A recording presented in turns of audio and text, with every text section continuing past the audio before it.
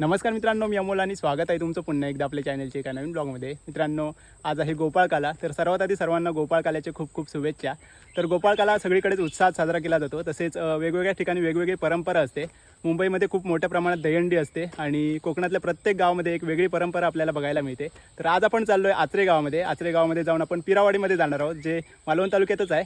तर तिकडे जाऊन आज आपण एक वेगळी परंपरा बघणार आहोत, काहीतरी वेगळं बघायला मिळणार आहे. तर तिकडे ना वेगवेगळे खेळ दाखवले जातात, त्याचप्रमाणे विष्णूचे अवतार दाखवले जातात, ते बघणार आहोत. आपले मित्र आहेत पराग कुबल दादा, तर त्यांना भेटणार आहोत आणि बाकीची माहिती घेणार आहोत. तर चला जास्त वेळ न घेता व्हिडिओला सुरुवात करूया.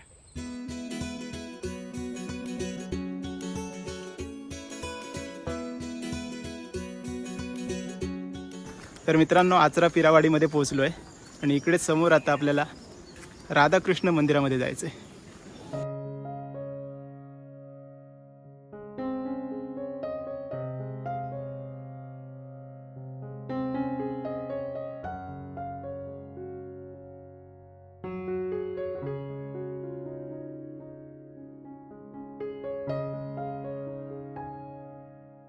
तर मित्रांनो, आता आपल्यासोबत आहे पराग दादा, स्वर्गीय कोकण ब्लॉगचे सर्व. तर आज आपण पराग दादाच्या गावात आलो आहे. प्रत्येक गावामध्ये वेगळ्या प्रकारे गोपाळकाला साजरा केला जातो. तर आज आपण आचरा पिरावाडीतला गोपाळकाला बघणार आहोत. तर तुमच्या गोपाळकाल्याबद्दल थोडंसं आहे. आमच्याकडे 2 दिवस कार्यक्रम चालतो. म्हणजे पहिल्या गोकुळ अष्टमी दिवशी इकडे उत्सव मूर्ती आणून रात्री 12 वाजता जन्म साजरा केला जातो. आणि जन्म झाल्याच्या नंतर जे सभासद असतात, ज्यांच्या नावाने चिठ्ठी आलेली असते, त्यांनी अग्रपूजेचा मान असतो. त्याच्यानंतर सगळे गावातले भाविक सगळे येऊन पूजा करतात. दुसऱ्या दिवशी म्हणजे आज सकाळी 10 वाजता दिंडी निघते. जे तुम्ही माझ्या चॅनलवर बघणार आहात. दिंडी निघते आणि आत्ता संध्याकाळच्या सत्रात भजन, आरती आणि इकडे जे विष्णूने 10 अवतार धारण केलेले, ते 10 अवतार इकडे आपण पाहणार आहोत. त्याचप्रमाणे इकडनं गेल्याच्या नंतर पालखीत आपली उत्सव मूर्ती राधाकृष्णाची ही घेऊन समुद्रावरती विसर्जनासाठी आपण जातो. त्याच्यानंतर विसर्जनाच्या अगोदर ते तिकडे आपले पारंपरिक खेळ म्हणजे आईचा रुमाल हरवला, मटका फोडी आणि नारळ लपवणे हा एक छान प्रकार आपल्याकडे खेळला जातो. तेही तुम्हाला आजच्या व्हिडिओमध्ये पाहायला मिळणार. आणि त्याच्यानंतर आरती होऊन या उत्सवाची सांगता केली जाते. ओके, चला तर आता आपण पुढे बघूया कशा प्रकारे हा कार्यक्रम पार पडतो ते. मंदिरामध्ये आता आरती आणि भजन होईल आणि त्यानंतर बाकीचा कार्यक्रम सुरू होईल.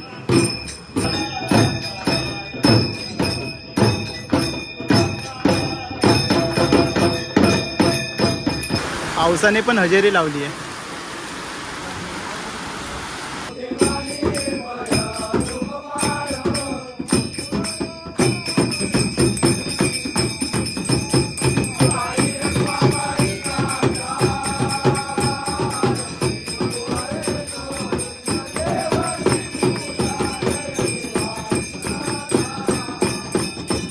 चला, आरती करून झाली आहे आणि आता इथे खेळ खेळला जाणार आहे. बघूया.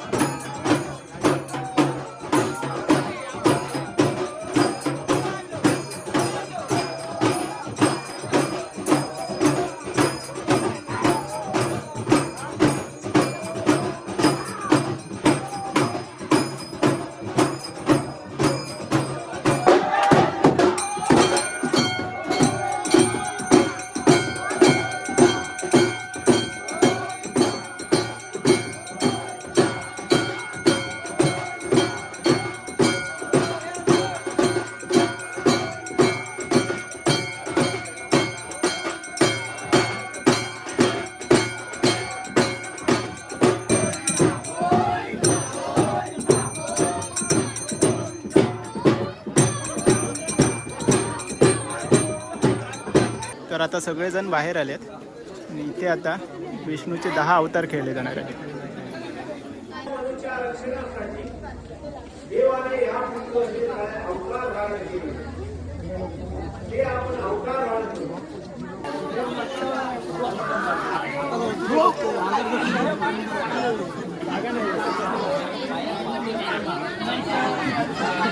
मत्स्य अवतार,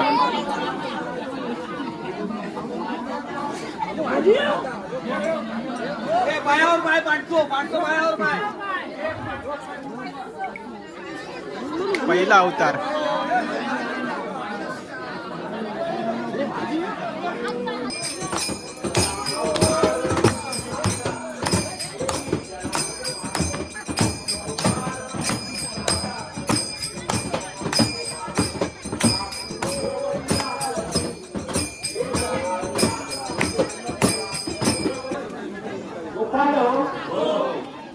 बृहस्पतीच्या शापाने इंद्रदेवाची 14 रक्ते पाताळात गेली. ही काढण्यासाठी आणि अमृत प्राप्तीसाठी देवाने समुद्राचे बंधन केले. तो दुसरा अवतार देवाने कसा धारण केला? कुर्मा अवतार,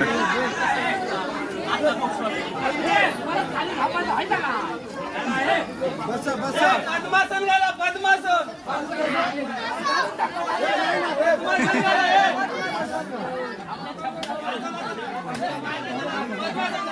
हे बघा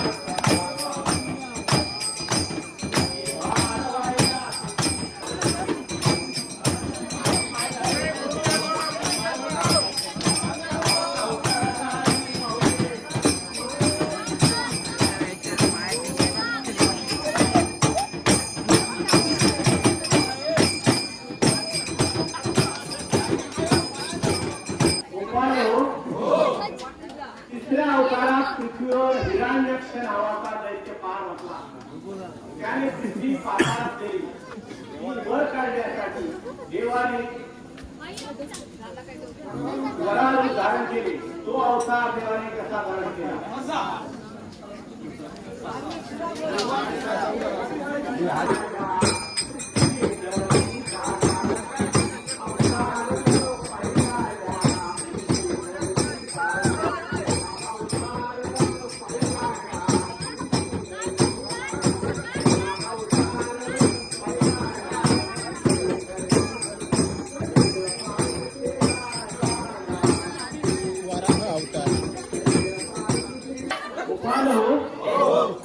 चौथ्या अवतारात भक्त प्रल्हादाचा अनन्यरित्या छळ करण्यात आला. त्याचा कडेलोट करण्यात आला. जळत्या तेलामध्ये त्याला ठेवण्यात आले. भक्त प्रल्हादाच्या रक्षणासाठी देवाने नरसिंह अवतार धारण केला. तो अवतार देवाने नरसिंह अवतार,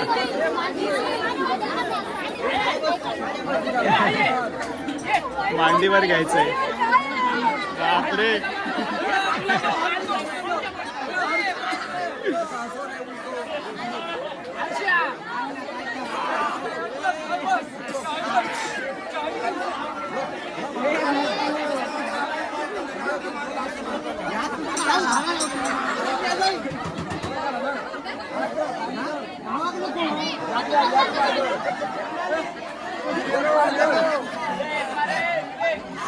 बापरे, त्याचा काय खरा नाही.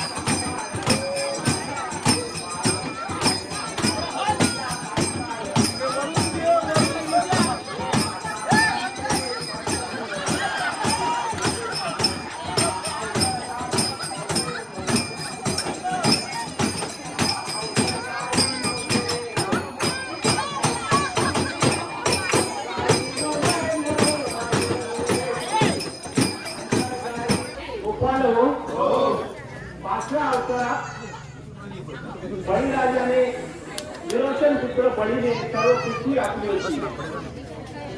बळीला पाताळे घालण्यासाठी देवाने 3 पावलाच्या मोलामध्ये पृथ्वी ग्राम पाताळे घातले. तो अवतार देवाने कसा लावून केला.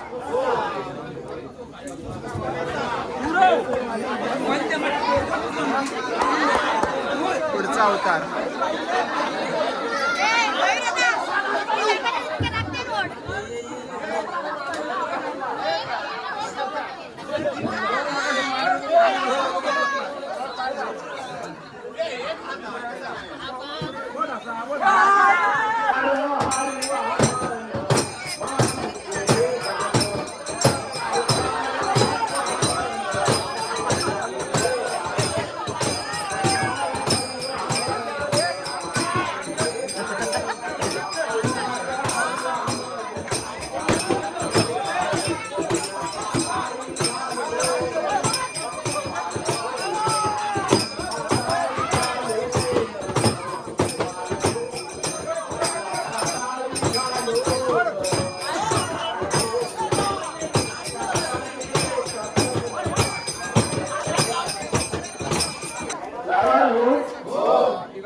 साऱ्या अवतारात देवाने परशुराम रूप धारण केले.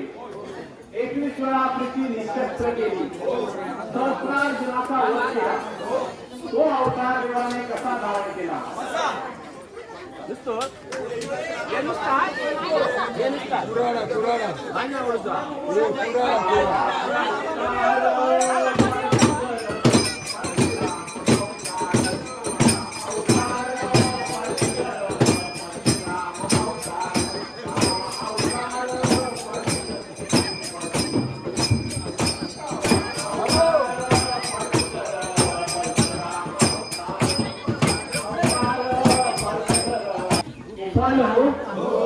सातव्या अवतारात देवाने श्रीराम रूप करून श्रीराम रूप धारण करून रावण कुंभकर्णाची आदी दैत्यांचा नाश केला.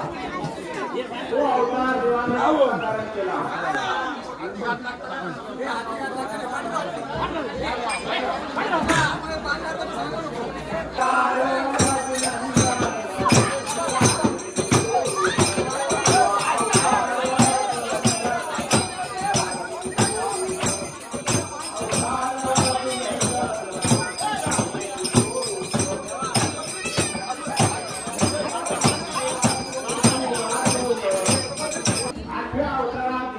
श्रीकृष्ण रूप धारण करून गोकुळामध्ये वेगवेगळ्या प्रकारचे खेळ खेळला. ते आपण खेळू. तत्पूर्वी आधी आपल्या आई वडिलांनी दिलेली जी शिळी भक्ती ती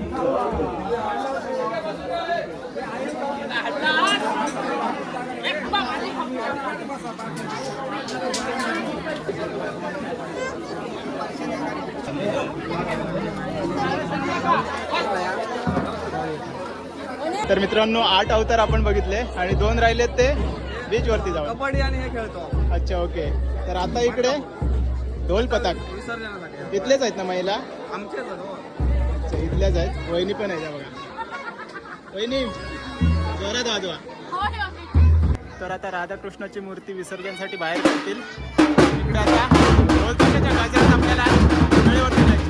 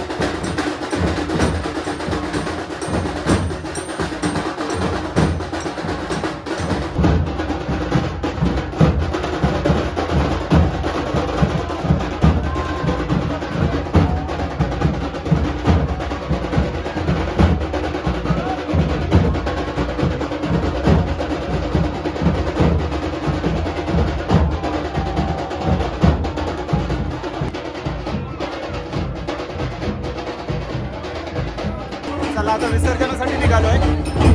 राधाकृष्णाची मूर्ती आणि समोर इकडे ढोल पथक.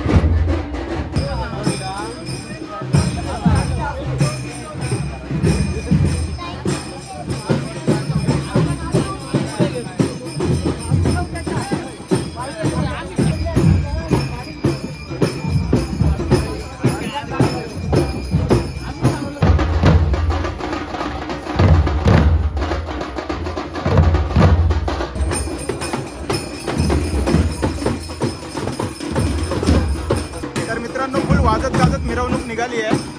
किती गर्दी आहे बघा. आणि आता अजून आपल्याला 15 मिनिटं लागतील बीचवरती जायला.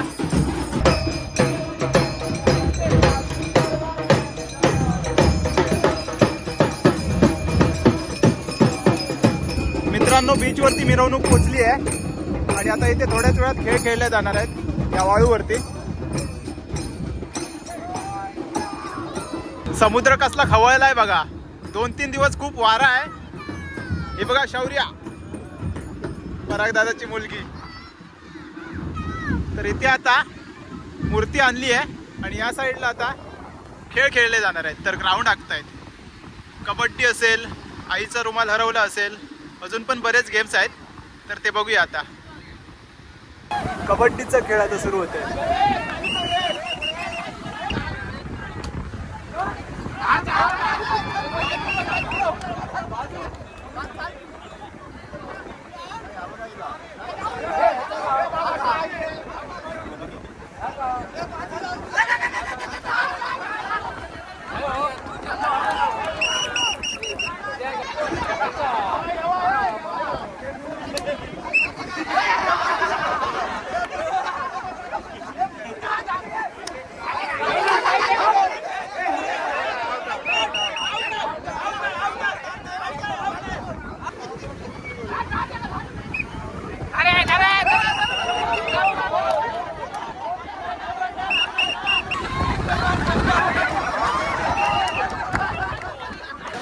आता दुसरा खेळ खेळतायत, आईचा रुमाल.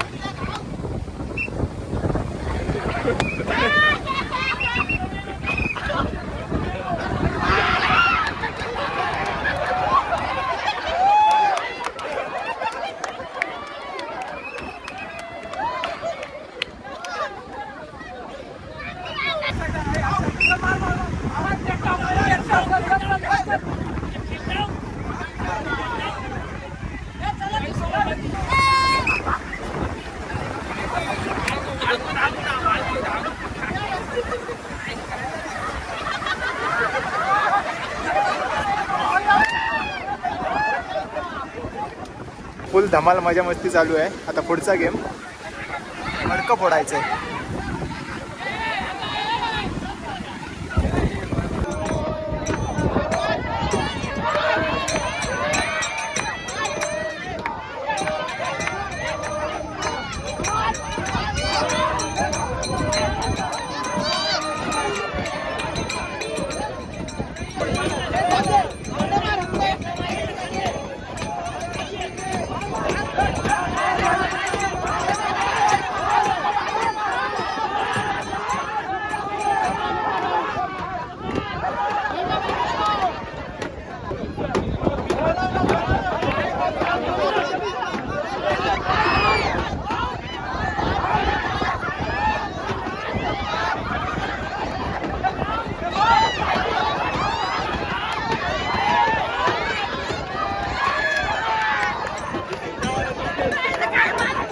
अशा प्रकारे मडकं फुटलेलं आहे. तर मित्रांनो खेळ खेळून झाले आहेत आणि आता काळोख पण पडत आलाय. तर आता विसर्जनाची तयारी. आरती होईल आणि त्यानंतर विसर्जन होईल.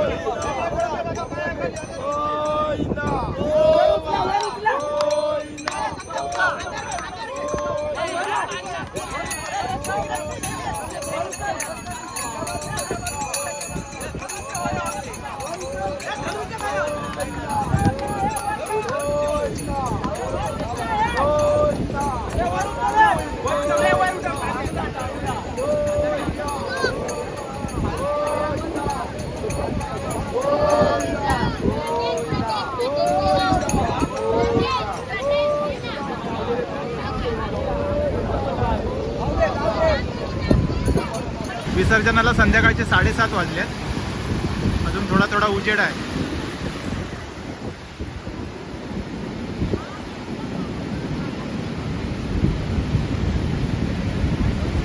तर मित्रांनो विसर्जन करून झालंय आणि आता घरी जायची तयारी.